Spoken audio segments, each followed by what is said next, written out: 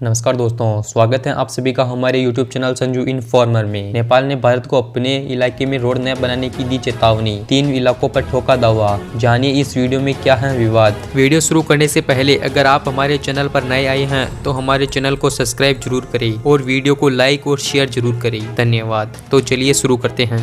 भारत और नेपाल के बीच सीमा विवाद एक बार फिर से सुर्खियों में है। दरअसल उत्तराखंड के लिपुलेख में भारत की सड़क लंबी करने की घोषणा को लेकर नेपाल ने भारत को चेतावनी जारी करते हुए इसे तुरंत बंद करने को कहा है। नेपाल उत्तराखंड स्थित लिपुलेख को अपना इलाका बता रहा है। भारत, नेपाल और चीन की सीमा पर मौजूद 338 वर्ग किलोमीटर में फैला यह इलाका गुजरात की राजधानी गांधीनगर से भी बड़ा है।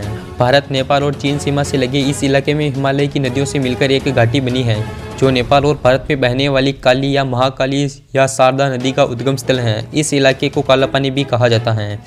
इसी इलाके में लिपुलेख दर्रा भी है। यहाँ से उत्तर पश्चिम की तरफ कुछ ही दूरी पर एक और दर्रा है, जिसे लिपियाधुरा दर्रा कहते हैं। अंग्रेजों और नेपाल के गोरखा राजा के बीच 1816 में एक सुगोली समझौते में काली नदी के जरिए भारत और नेपाल के बीच सीमा का निर्धारण किया गया। भारत की उत्तरी सीमा से सटे नेपाल की पश्चिमी और पूर्वी सीमा का निर्धारण 2 नदियों से हुआ। पश्चिम से पूर्व के बीच नेपाल 2 अलग अलग नदियों से भारत से अलग होता है। भारत पूर्वी धारा को काली नदी का उद्गम मानता है, वहीं नेपाल पश्चिमी धारा को उद्गम धारा मानता है और इसी आधार पर दोनों देश काला पानी के इलाके पर अपना अपना दावा करते हैं। त्रिकोण के आकार का यह इलाका 338 वर्ग किलोमीटर एरिया में है।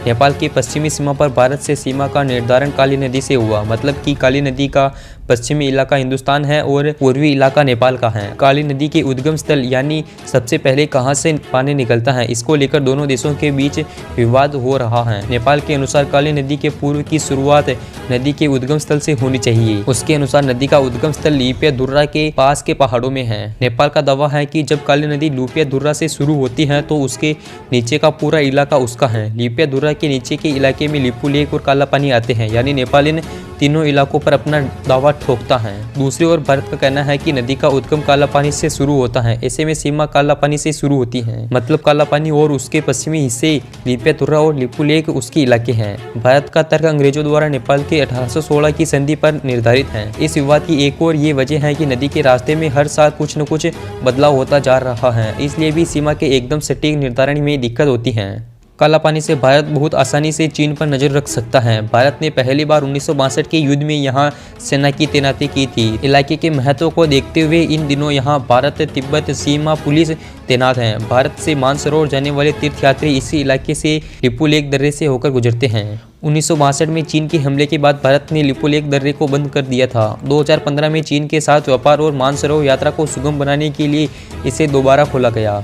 मई 2020 में कैलाश मानसरोवर यात्रा को सुगम बनाने के लिए पिथौरागढ़ से लिपुलेख दर्रे तक 80 किलोमीटर लंबी नई सड़क का उद्घाटन किया। इसे लेकर नेपाल ने नाराजगी जताई थी। अंग्रेजों के साथ संधि के करीब 100 साल बाद तक भी इस इलाके में कोई विवाद नहीं था। यहाँ तक कि भारत ने 1962 में चीनी आक्रमण को रोकने के लिए इस इलाके में अपनी सेना तैनात कर दी थी। अभी भी इस इलाके के कई हिस्सों में भारत की सेना इस इलाके में तैनात है।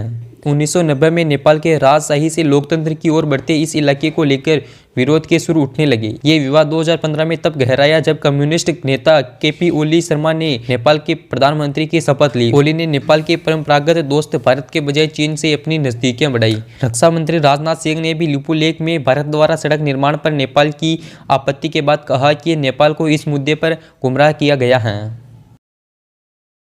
तो दोस्तों, आई होप ये वीडियो आपको अच्छी लगी होगी। अगर ये वीडियो आपको अच्छी लगी है तो वीडियो को लाइक जरूर करें और चैनल पर पहली बार आए हैं तो चैनल को सब्सक्राइब जरूर करें। दोस्तों, फिर मिलते हैं ऐसे ही कुछ यूजफुल वीडियो में। तब तक के लिए धन्यवाद। जय हिंद, जय भारत।